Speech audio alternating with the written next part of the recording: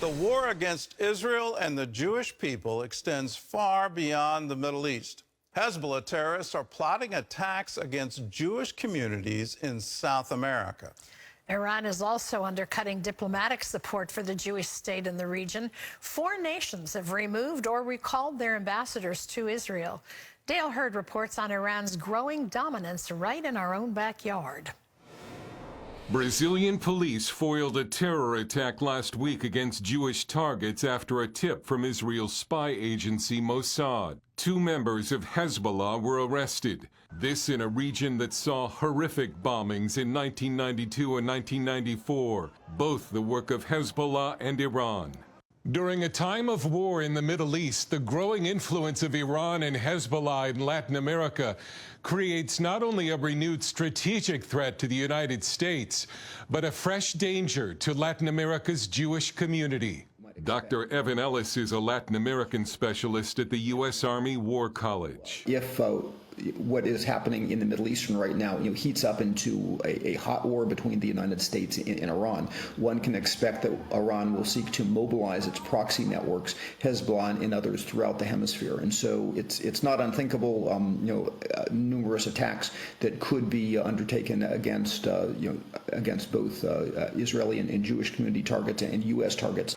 Iran's influence can be seen behind the decisions of 4 Latin American nations to remove or recall their ambassadors from Israel after it attacked Hamas in Gaza. Chile, Bolivia, Honduras, and Colombia. The Bolivian government said it will cut diplomatic ties with Israel. Iran has been forging military and business alliances with dictators and corrupt leaders in Latin America for decades, most famously with Venezuela, which is helping Iran build drones and hosting camps for Hezbollah fighters and members of Iran's Quds force. Latin Americans are also getting a steady diet of anti-U.S. programming through Iran's Hispan TV, which blankets the region. Earlier this year, Brazil's socialist government ignored U.S. protests and allowed Iran to dock 2 warships in Rio de Janeiro. In Buenos Aires, Dr. Ariel Gelblung with the Simon Wiesenthal Center says the fact that Iranian and Hezbollah agents are operating freely in Latin America has Jews in the region on alert. We are all worried here in Argentina and in all Latin America about this. If they can't attack in southern Lebanon to Israel, they will try in another place. Their worries, of course, to protect the Jewish community in this country. Latin America has become a win-win situation for Iran as it builds profitable alliances for itself while helping strengthen governments that are hostile to the United States and to Israel. Dale Hurd, CBN News. Ellie Kohanim joins us now from Washington, D.C. She's the former U.S. envoy to combat anti-Semitism and a CBN News contributor. So how is Iran able to make inroads and make common cause with South American nations? It just seems amazing to me. Gordon, first of all, it's wonderful to be with you, a real honor. And it is shocking to understand the Islamic Republic's penetration of South America, Latin America, right on our doorsteps here. The Iranians have had a long-term presence through their terror proxy, Hezbollah, which operates in Latin America and in drugs and weapons, shady dealings for many years now. The other thing that the Islamic Republic has done successfully is they've spent billions of dollars on Spanish language media, so radio and television programs that are broadcast into South America. And so all of this combined has had tremendous influence. You also just mentioned the Iranian relationship with Venezuela. So there's been penetration into Venezuela. There's even reports of Iranian boots on the ground in Venezuela. It's definitely something that all Americans should be concerned about. I don't understand on the ideology why socialist leftists in Latin America would find common cause with a Islamic Revolutionary Republic. It just doesn't seem to make any sense. If the Islamists were ever to take over, the first thing they would do would be eliminate the leftists. So I don't understand the common cause. It doesn't make sense. There is this red-green alliance of leftists and Islamic radicalists all over the world. I mean, we're seeing it in Europe, and unfortunately, we're seeing it right here at home in the United States, where I believe if the left on its own is, a small minority, and the radical Islamists are a small minority, but when they join together, they become a more powerful bloc. And that is the only logical conclusion one can imagine why these two disparate groups would get together. Because as you pointed out, they have no values in common. We all know that, as an example, in the Middle East, people who identify as homosexual are hanged from the center of town from cranes routinely. They're thrown off roofs. And yet in the United States and in Western cities and in Latin America, we're seeing people who say that they support LGBTQ causes aligning with radical Islamists. So it's just a power play. It makes no sense otherwise. Well, some here are arguing the U.S. should limit support to Israel, focus on our own U.S. security. What does Iran's involvement in South America tell us about that strategy? The Islamic Republic, since 1979, grabbing power in Iran, have been very clear in their aspirations of gaining hegemony, not just through the Middle East, North Africa, but again, their radical Islamist theology and ideologies that they would really like to take over the world. And while that seems so strange to us to imagine that there are people who actually have an ideology that wishes to, conquer the entire world, that is their aspiration. They tell us this routinely. And so I believe the Islamic Republic understands perhaps that the U.S. is not paying as much attention as we should be to what's going on just south of us. And this is, a weak and vulnerable spot that they found a way to penetrate, again, Latin America, and they've done it successfully now for years. So, it behooves our U.S. policymakers, it behooves Washington to take this Iranian threat seriously, to understand that they're right at our doorstep, and it really behooves our president and the Biden administration to take every step they can to contain Iran, not just in the Middle East, where we're on the verge of a very dangerous situation for all of us, but also in Latin America, right on our own doorstep. Well, let's turn to the anti-Semitism that's now, it's amazingly evident on U.S. college campuses. It's evident to such a degree that I'm frankly stunned. It seems like there's a coordinated strategy between the attacks in October, then the Israeli counter war, and now suddenly there's this propaganda machine that's geared up, that's producing people in marches and banners and all of that. So tell us, where are they getting their funding? Gordon, I also want to just reflect back what you just said, which is that on October 7th, Hamas committed atrocities against the Jewish people in Israel.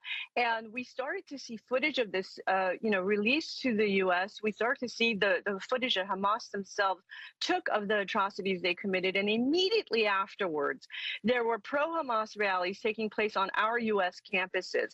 It's just hard for us, I think, to fathom that these kids on our campuses were supporting Hamas even before Israel took any military retaliation, even before Israel had a chance to bury their dead.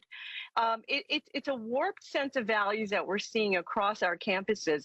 And to the question of where is the funding and support coming for organizations like Students for Justice in Palestine, there's organizations like NGO Monitor and others that have been studying their finances. And what they found is that there's this very opaque web.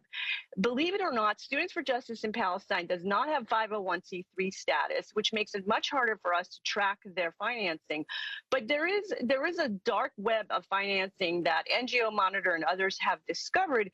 And what they have found is that there's millions of dollars essentially coming through the Middle East, through countries like Qatar and others, not only to the student organizations, but also to our universities ourselves. And this week, the journalist Barry Weiss also did an expose on this foreign funding that our universities are illegally not reporting to the U.S. government. So this is a whole other project that our U.S. government needs to take on, forcing the universities to reveal their foreign funding sources so that we can get to the bottom of who's indoctrinating our children. Well, every time I see a Center for Islamic Studies being established at a university, you peel it back, and usually you see like $50 million and up being donated to that university in order to establish it. And for decades, that funding came out of Saudi Arabia. It just seems to be this incredible tangle, whether it's the Muslim Brotherhood or amazing to me, individual donations are going into these groups. So it's more than government. It's more than terror. It seems like the ideology is really taking hold. Do you have any explanation of why? I'm really been wrestling with it. Why in the world would this be erupting worldwide at the same time? Gordon, I do believe this is a coordinated effort. If you think back, for years we've seen these Al-Quds Day rallies that the Islamic Republic founded these Al-Quds Day rallies all across the world. And Al-Quds in Arabic means Jerusalem. So they would have these hate fests every year on the calendar that took place in European countries and sometimes in the U.S. as well, more lately. And so these have been organized now for years from the Islamic Republic. And I believe that once Hamas committed these atrocities against Israel, they were just set up and ready to go. So it is a coordinated effort. And I want to say, on the note of our young people on our college campuses and how they're exhibiting so much hatred towards Israel and the Jews, Gordon, if you think about that, these kids are being told by the left that Israel is a colonialist state, that Israel is committing genocide and apartheid, and these kids are hearing this every day and they're believing it. It would make sense that they're exhibiting this hatred and venom towards Israel. So it really is incumbent upon all of us now to be fighting this narrative, these lies and propaganda that are espoused not only by people like Ilhan Omar, Rashida Tlaib in our U.S. Congress, but also, again, by the university faculty, the lecturers, the administration on these universities. We have a lot of work to do, and I am so grateful for the Christian community in the United States that has our own universities, alternative places for children to get, our kids to get educated. And so I think it's going to be a necessity for us to continue building alternatives to these institutions which have developed moral rot in them. Well, 100,000 people turned out in Paris, and I just applaud that. I think that's absolutely wonderful. And tomorrow there is a pro-Israel march planned in D.C. So tell us, how important is it for us to stand up and show up to these, to have a public display in our support for Israel? It's incredibly important, and thank you for raising it, Gordon. I'm going to be there myself. It's the March to Support Israel on the Mall in Washington, D.C. And again, I really hope that every single one of our Christian friends who can come out will come out to support Israel and the Jewish people in this great time of need that we have right now. As you know, Jewish people, the Jewish population in the United States is really quite small. And so as much support as we can get to show our leadership, to show our members of Congress, the Biden administration, and really the world over that Israel is not alone, that the Jewish people are not alone. And I think most importantly, that the silent majority would be speaking up and letting the world know that this is a war between good and evil. That is what we're facing right now. And it's time for all of us who stand with good to really speak up and be seen and be heard. Well, Ellie, thanks for joining us. Thanks for that encouragement. And just know, we stand with you. We stand with Israel. We want to show up. And no matter what, we are going to stand with you. Amen. Thank you so much, Gordon. If you want to participate in the rally, it's real simple. You can go to cbnnews.com, find out more information. Again, it's tomorrow. We'll have even more on the show later to let you know that you can march for Israel. It's in Washington, D.C. Tomorrow, 1 to 3 p.m. Eastern Time. We're going to be showing it live streamed on YouTube. So if you can't make it to D.C., you can participate online. But I encourage you to show up. That's going to what really makes the difference, and really will make a difference on Capitol Hill as people see how many people here in America support Israel.